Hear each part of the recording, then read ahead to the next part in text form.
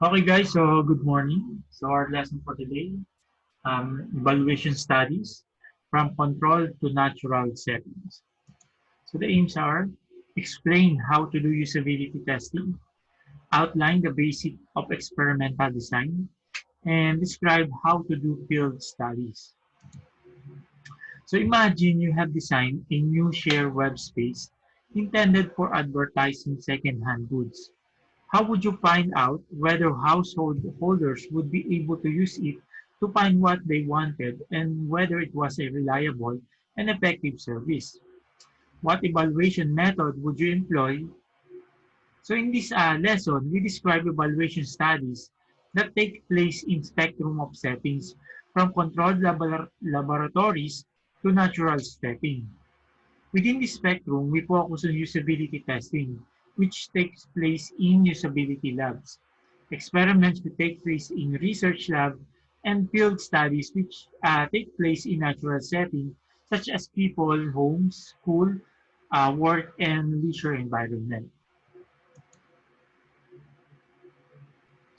So usability testing.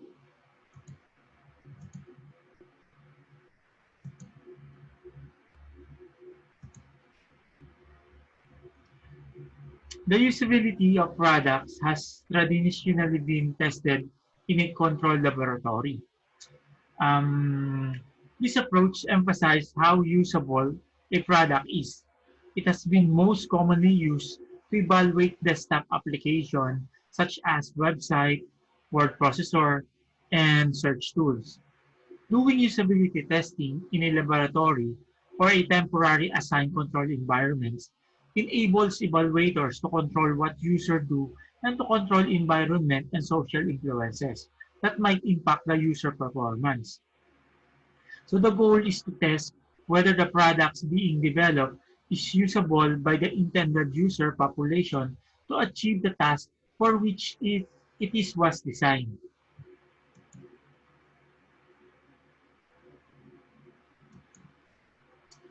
So in this lesson, we describe evaluation studies that take place in a spectrum of settings from controlled laboratories to natural settings. So within this range, we focus on the following: the usability testing which take place in usability labs and other controlled lab-like settings, experiment which take place in a research lab, field studies which take place in a natural settings, such as people, homes, school, work, and leisure environment. So usability testing and research.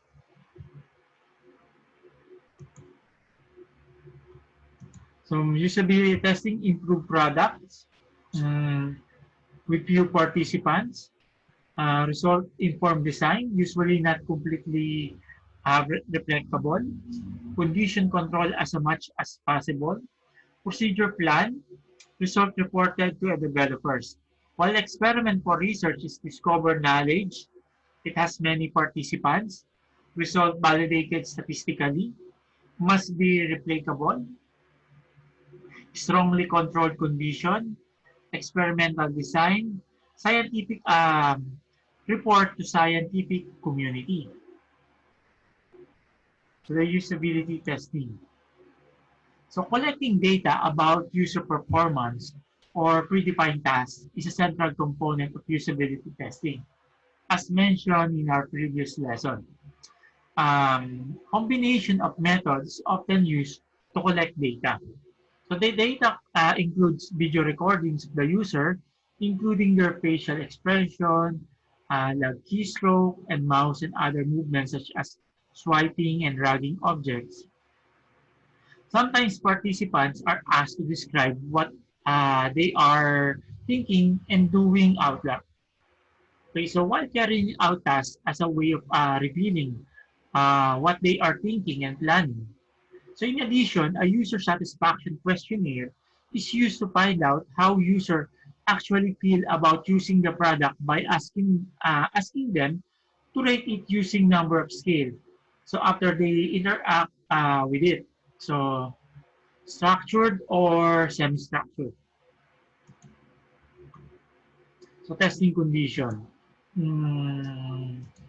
Usability lab or other controlled space. So emphasis on selecting representative user, developing a representative task.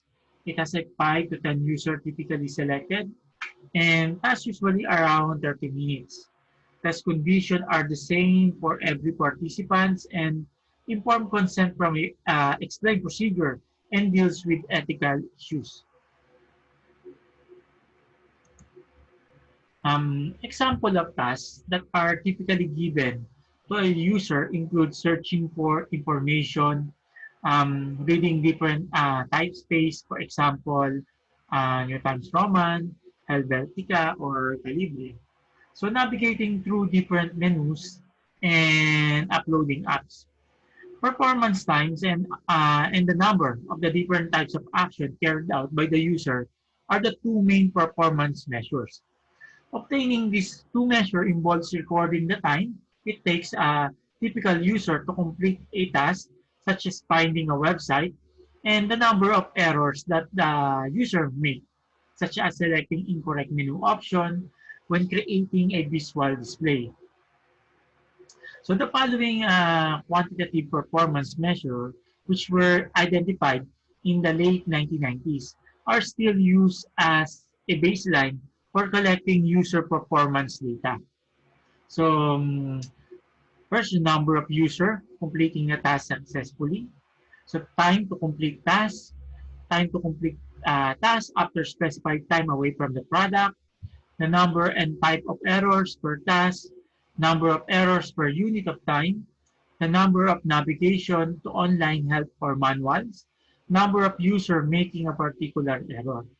So in early days of usability testing, tests were conducted to investigate specific feature of a interface. For example, a team of scientists from a Xerox corporation ran a series of tests to determine what was the optimal number of buttons to put on a mouse, so how many items to put in a menu, and how to design icon as a part of their Xerox Star Office workstation system. In total, over 15 tests were performed involving over 200 users, lasting over 400 hours. The result of the various tests were then fed back into the design of the interface. So how many participants is enough in user test? Uh, this is a key concern when doing usability testing is the number of user that should be involved. In early research suggests that 5 to 10 is an acceptable number. Okay, though more is often regarded as being better because the result represents a larger and often broader selection of the target user population. However, sometimes it is reasonable to involve fewer users when there are budget and schedule constraints. For instance, quick feedback about a design idea, such as the initial placement of a logo on a website, can be obtained from only 2 or 3 users reporting on how quickly they spot the logo and whether they like its design. Sometimes, more users can be involved early on by distributing an initial questionnaire online to collect information about user concern. So the main concern can then be examined in more detail in a follow-up lab-based study with a small number of typical users. So usability lab with observer watching, a user, and assistant. So many large companies such as Microsoft, Google, and Apple test their product in a custom-built usability labs that consists of a main testing lab with recording equipment and an observation room where the designer can watch what is going on and how the data collected is being analyzed.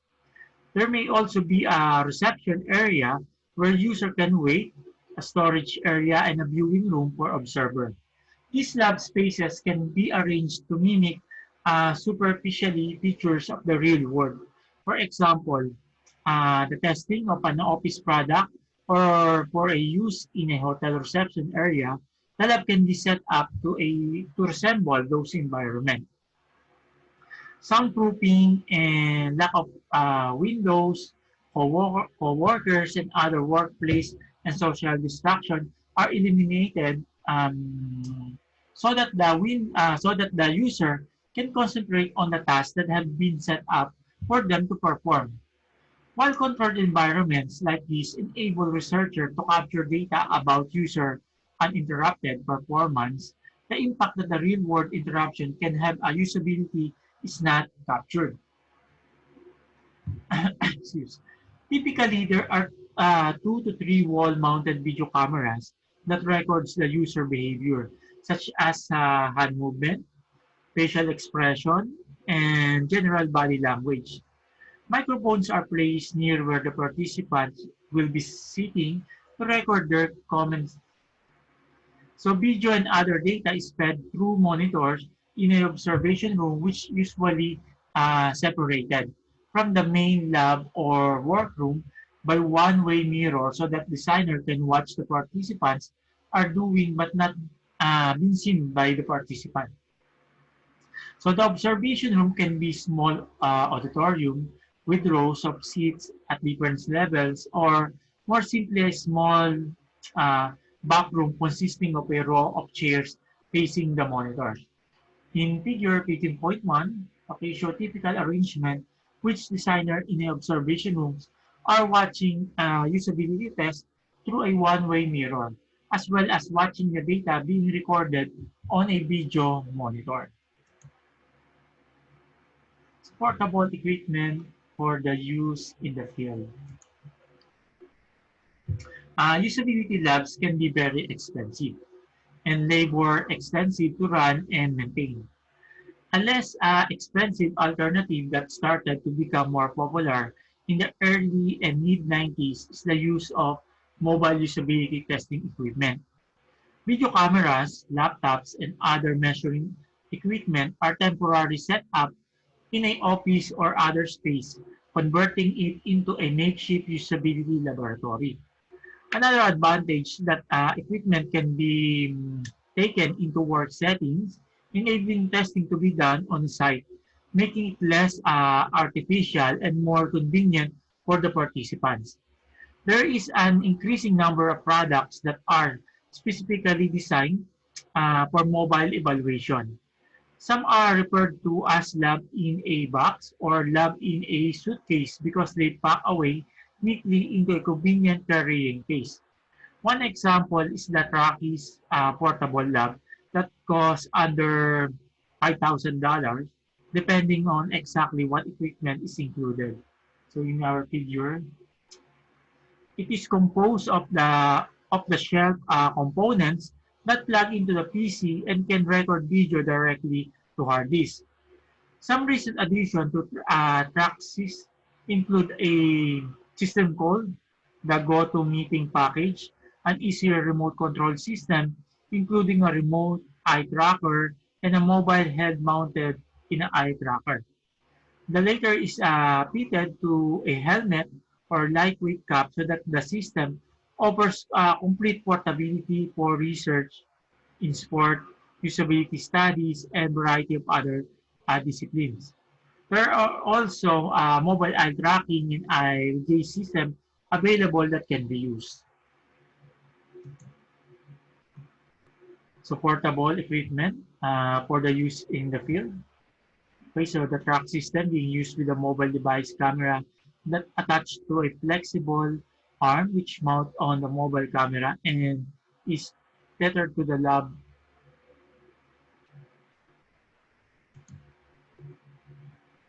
So, yan. Another trend has been conduct remote usability testing, where user perform a set of tasks with the product in their own settings, and their interaction with the software are logged remotely. An advantage of this product is that many users can be tested at the same time, and log data automatically compiled into a statistical package for data analysis. For example, the number of clicks per page and the tracking of clicks when searching website for specific tasks can be readily obtained. So usability testing the iPad. So in the first study of iPad usability, uh, Raluca Budju and Jacob Nielsen used two usability evaluation method. Usability testing with think aloud is in which users said what they were doing and thinking as they did it. So an expert review, which will be discussed in our next lesson. A key question they asked was about where user expectations were different for the iPad as compared to the iPhone. So they focus on this issue because a previous study of iPhone showed that the people preferred using apps to browsing the web because the latter was slow and cumbersome at that time. So they wonder whether it would be the same for the iPad.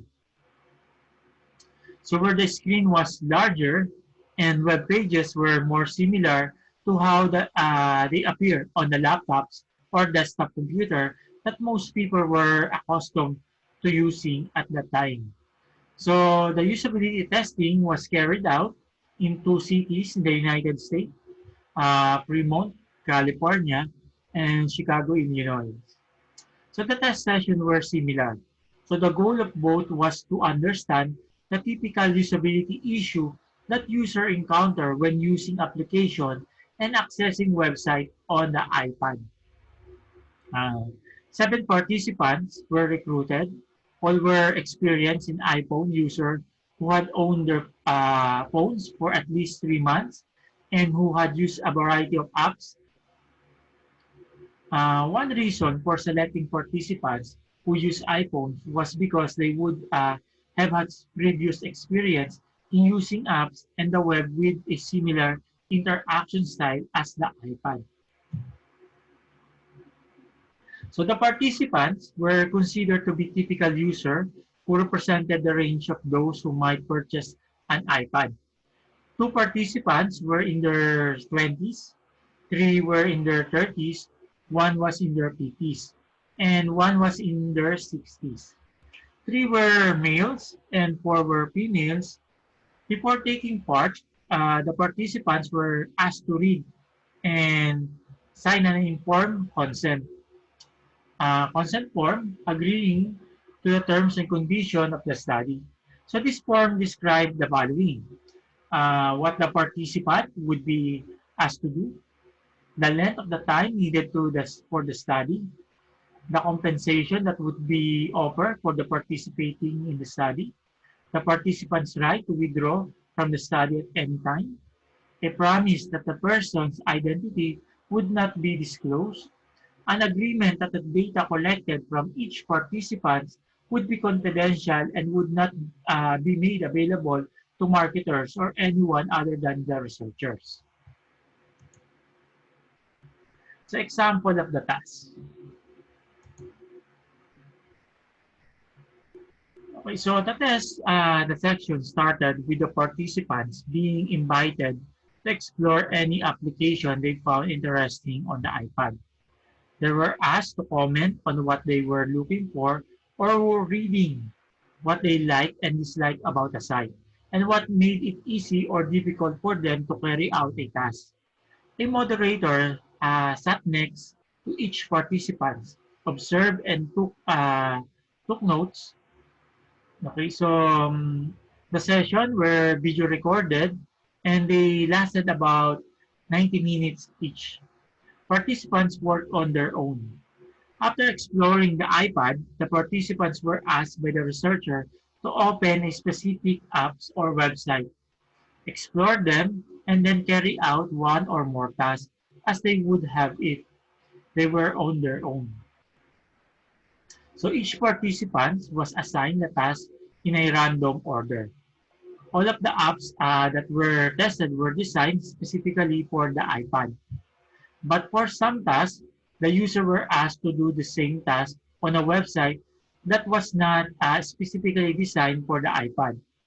So for this task, the researcher took care to balance the presentation order so that the app would be the first presented for some participants and the website would be the first presented for um, for the others. So more than 60 tasks were chosen from more than 32 different sites. Example are shown in our table, um, 14.1.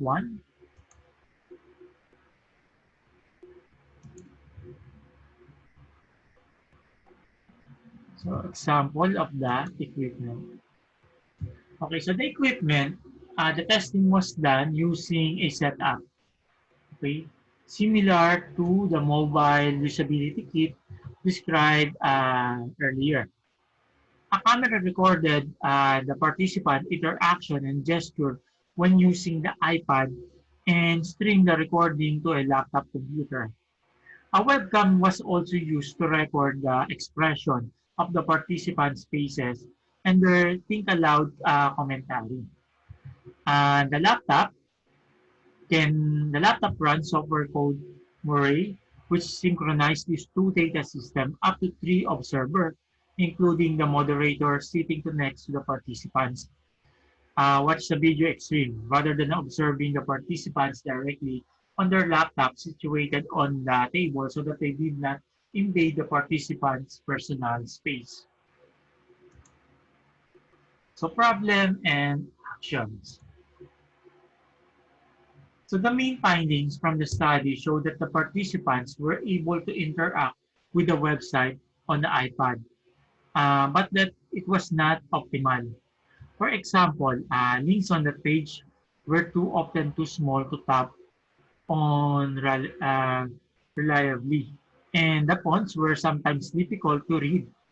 So the various usability problems identified in the study were classified according to the number of well-known interaction design principles and concepts, including mental models, navigation, and the quality of image, problem of using touchscreen with a small target areas, lack of accordance, getting lost in the application, the effects of changing orientation, working memory, and the feedback they receive. An example of navigation problem identified during the evaluation was that when the cover of Time magazine appeared on the iPad, it didn't contain any hyperlinks. The content page did, but it was not easily accessible.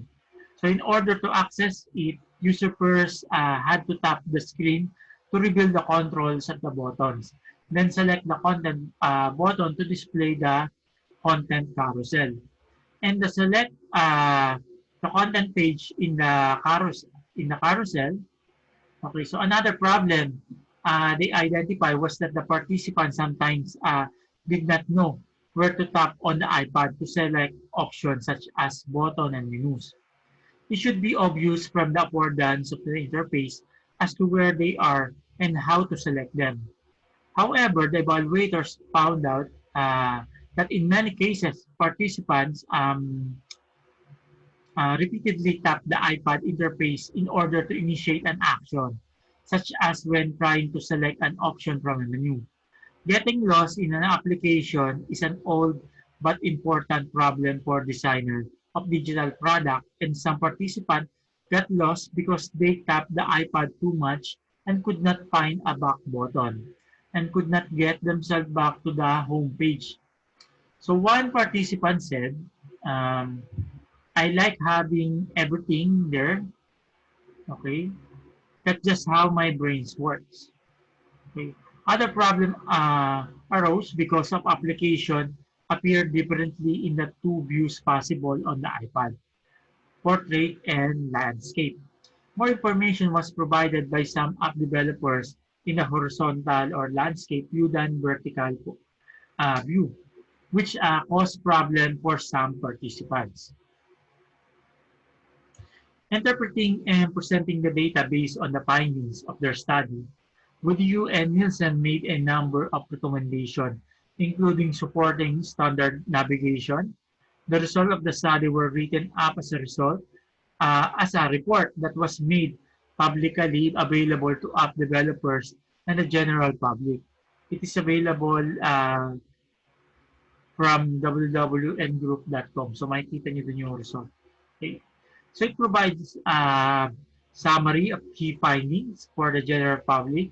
as well as specific details of the problem the participants had with the iPad so that the developers could decide whether to make specific website and apps for the iPad while being revealing about how usable websites and apps are on the iPad. The usability testing was not able to reveal how it will be used in people's everyday lives. This would require an in the wild study where the observations are made of how people use them in their own homes and when traveling. Experiment. In research contexts, specific hypotheses are tested that make a prediction about the way user will perform with the interface. The benefits are more rigor and confidence that one interface feature is easier to understand or faster to use than another. An example of a hypothesis that context menus, that is menus that provide options related to the context determined by the user, are easier to select as compared to cascading menus. Hypotheses are often based on a theory such as Fitts law, um, or previous research finding. Specific measurement provide a way of testing the hypothesis.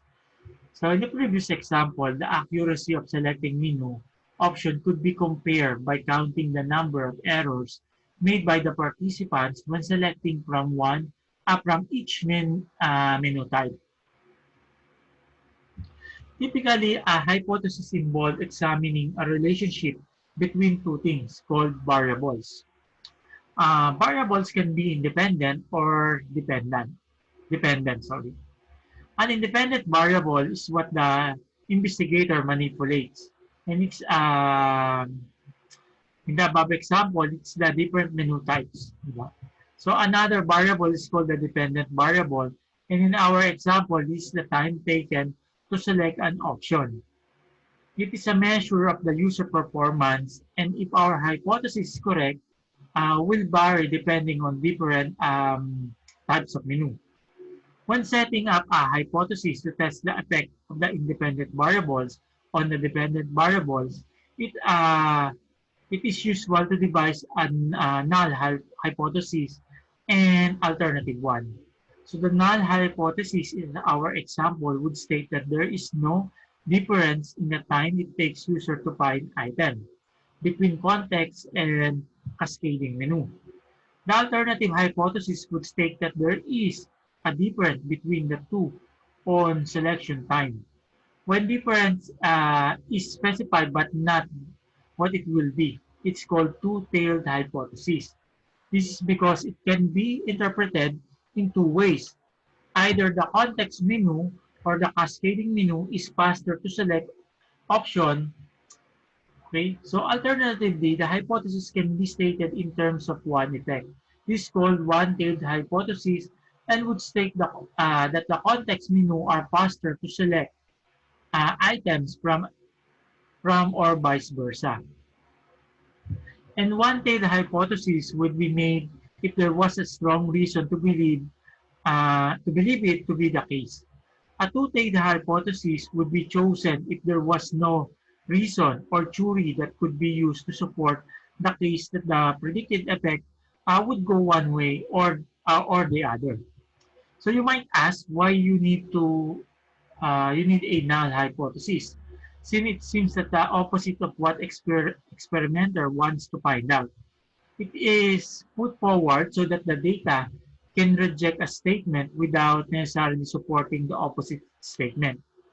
If the experimental data show a big difference between selection times for the two menu types, then the null hypothesis that menu type has no effect on selection time can be rejected, which is different from saying that there is an effect. Conversely, if there's no difference between the two, then the null hypothesis cannot be rejected. In order to test the hypothesis, the experimenter has to set up the condition and find ways to keep other variables constant to prevent them from influencing the findings. This is called the experimental design. Example of the other variables that need to be kept constant for both types of menus might include the size and the screen resolution. For example, if the text in the 10-point font size in one condition and the 14 points font size in the other, then it could be the difference that causes the effect. More than one condition can also be compared with control. For example, condition 1 equals context menu, condition 2 equals cascading menu, and condition 3 equals scrolling. Sometimes an experimenter might want to investigate the relationship between two independent variables. For example, age and educational background.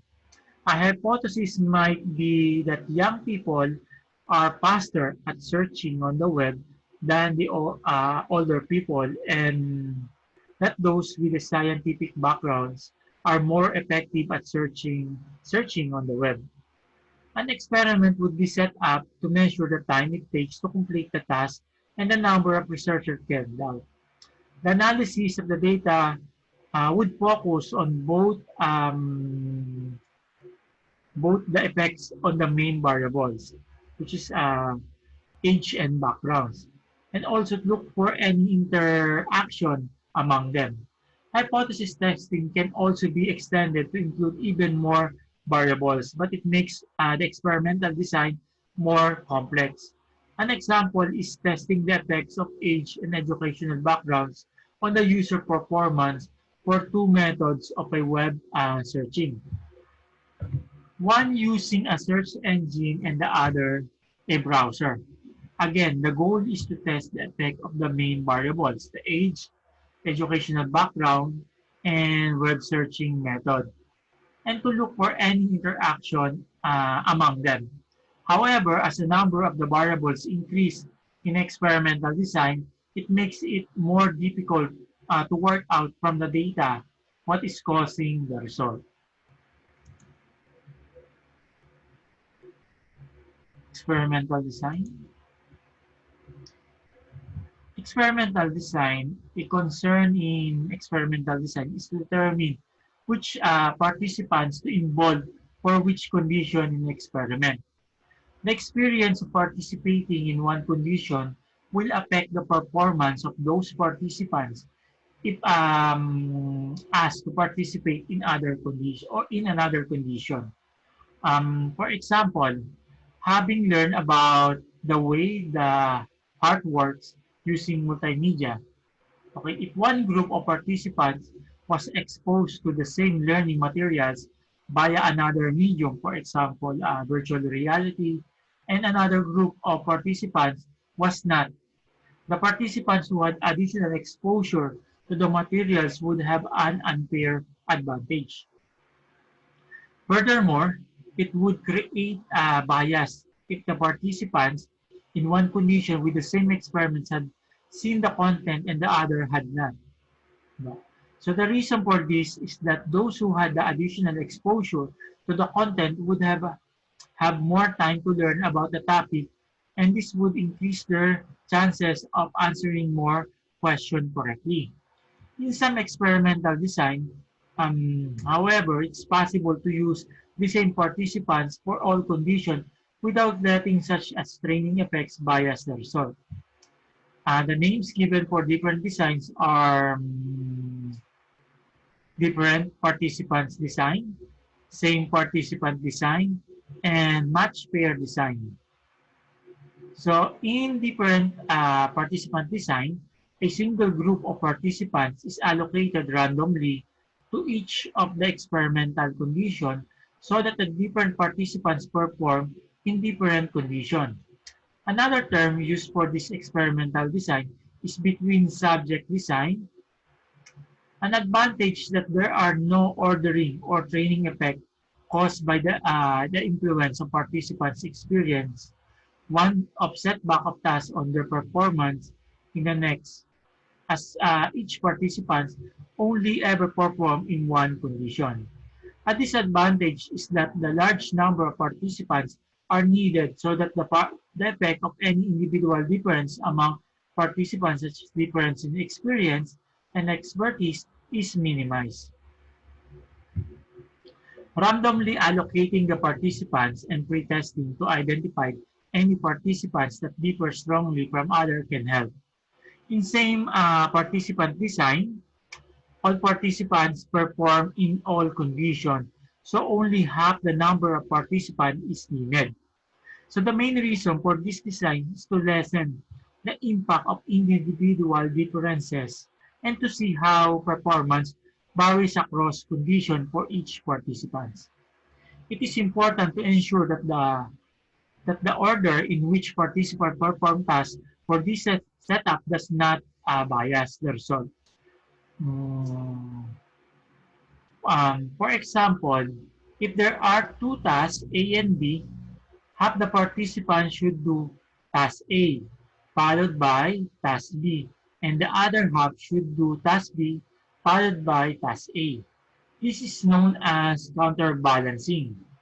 Counterbalancing neutralizes possible unfair effects of learning from the first task, known as the order effect. In matched participant design, participants are matched in pair based on the certain user characteristics such as expertise and gender. Each pair in there randomly allocated to each experiment condition. A problem with this arrangement is that other important variables that have not been taken into account may influence the result. For example, experience in using the web could influence the result of the test to evaluate the uh, navigability of a website. So web expertise would be a good criterion for matching participants. So differencing match and participants. So the advantage and disadvantage of using different experimental design are summarized in table 14.2. So the data collected to measure user performance on the task set in the experiment usually include response times for the subtask, total times to complete a task, and the number of errors per task.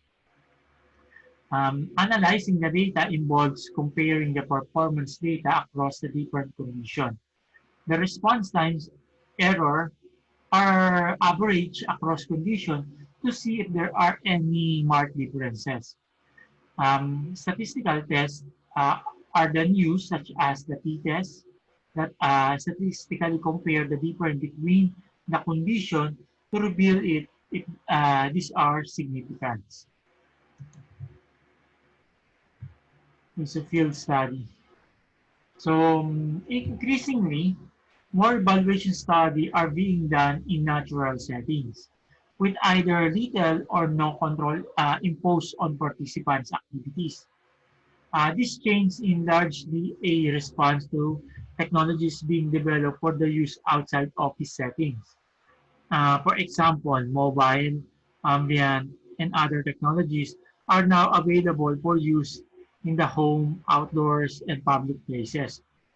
Typically, field studies are conducted to evaluate this user experience.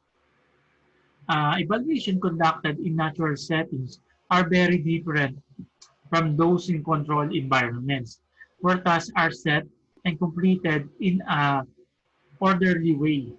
So in contrast, studies in natural settings tend to be messy in the sense that activities often overlap and are not constantly interrupted. This followed the way the people interact with the product in their everyday messy world, which is generally different from how they perform on a set task in a laboratory setting. By evaluating how people think, interact, and integrate products within the settings they will ultimately be used in. So we can get a better sense of how successful the product will be in the real world.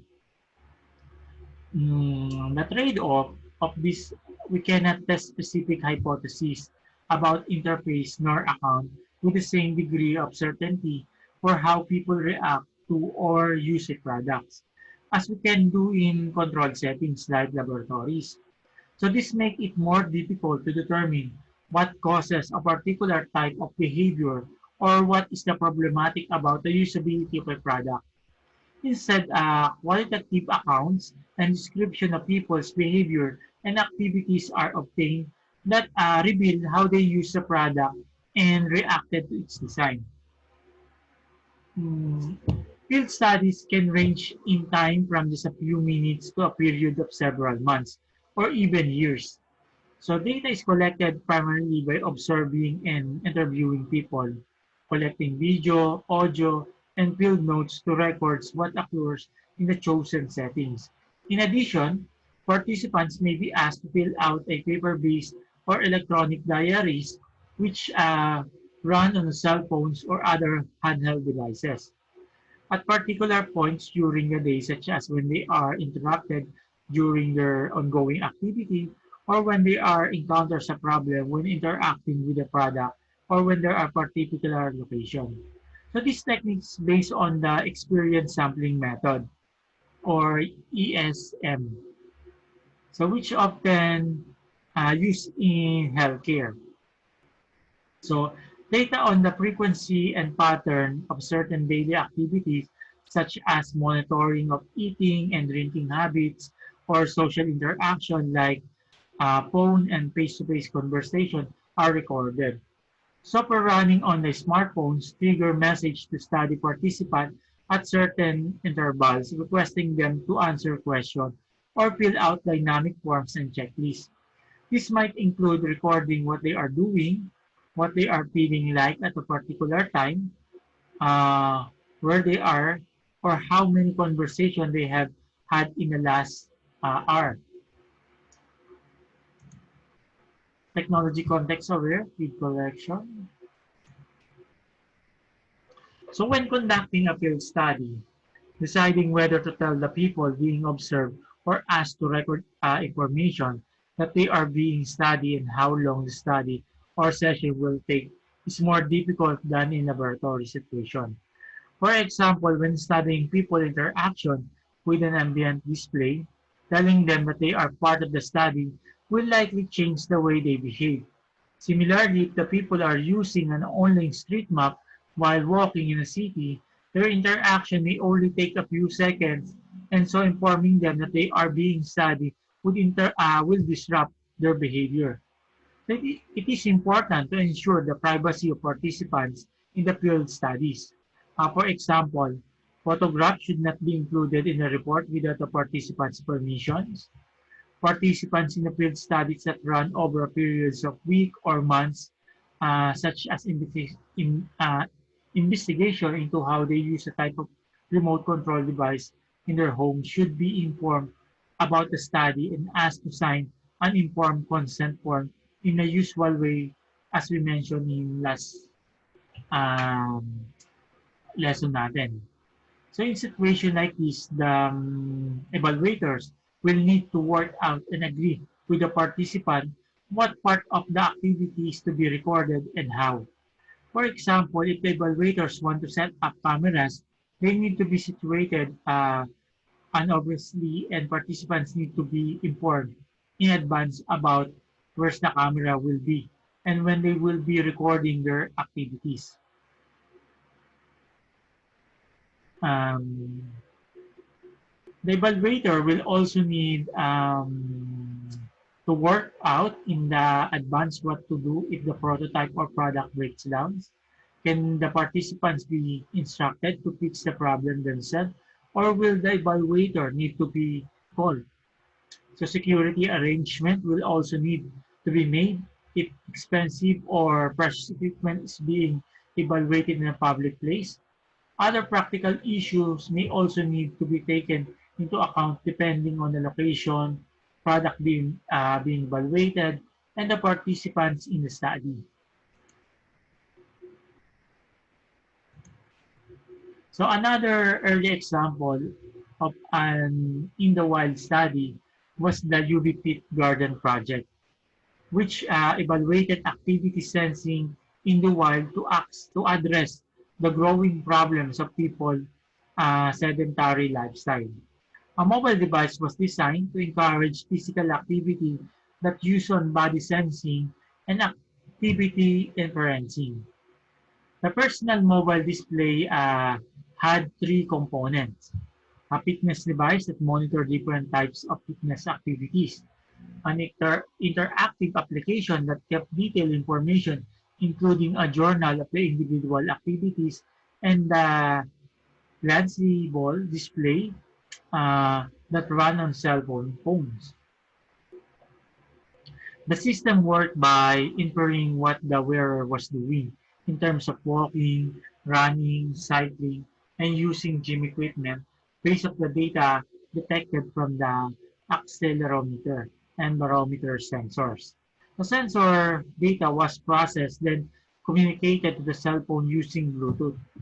The data was analyzed and used as input for the greensable display that depicted the UV fit garden. So the display depicted garden that bloomed throughout the week as the user carried out the various physical activities. A healthy regime of physical exercise was indicated by healthy garden full of flowers and butterflies. And conversely, an unhealthy garden with no much growth or butterflies indicated unhealthy lifestyle. So yun yung ating application na UV Fit Garden. So data collection and analysis. So it include observation and interviews. So kasama din yung note, picture, recording, video, and logging. Then we have the analysis or analyze, categorize, and categories can be provided by jury. Hmm. So in data collection, okay, so defined as the procedure of collecting, measuring, and analyzing accurate insight for research using standard validated techniques. A researcher can evaluate their hypotheses on the basis of the collected data. So in most cases, data collection is the primary and the most important step for research, irrespective of the field of the research. The approach of data collection is different for different fields of the study depending on the required information. So the most critical objective of data collection is ensuring that the information rich and reliable data is collected for statistical analysis so that the data-driven decision can be made for research. Then data presentation. Uh, Data presentation forms of integral part of all studies or commercial, industrial, and marketing activities as well as professional practices. Presentation requires skills and understanding of data. It is necessary to make use collected data, which is considered to be the raw data. So it must be processed to be used for any application. So in data analysis help in the interpretation of data and help take a decision or answer the research question. This can be done by using various data processing tools and software. Analysis starts with the collection, followed by processing. So this processing can be done by various data processing methods. Processed data helps in obtaining information from it, as the raw form is non-comprehensive in nature. Presenting the data includes the pictorial representation by using graphs, charts, maps, and other methods. So this method helps in adding the visual aspect, which makes it much more comfortable and easy to understand. So this visual representation is also called as data visualization. Representations depend on the available data point, dataset, format, file format, and available tools.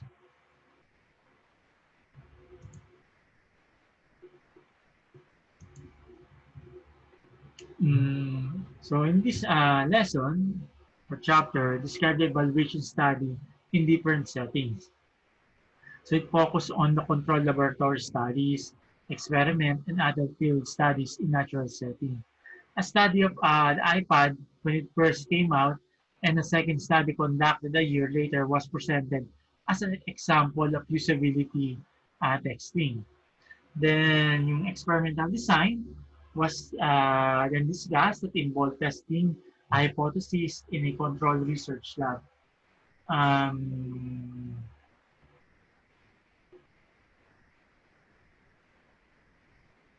okay, so that's it for today.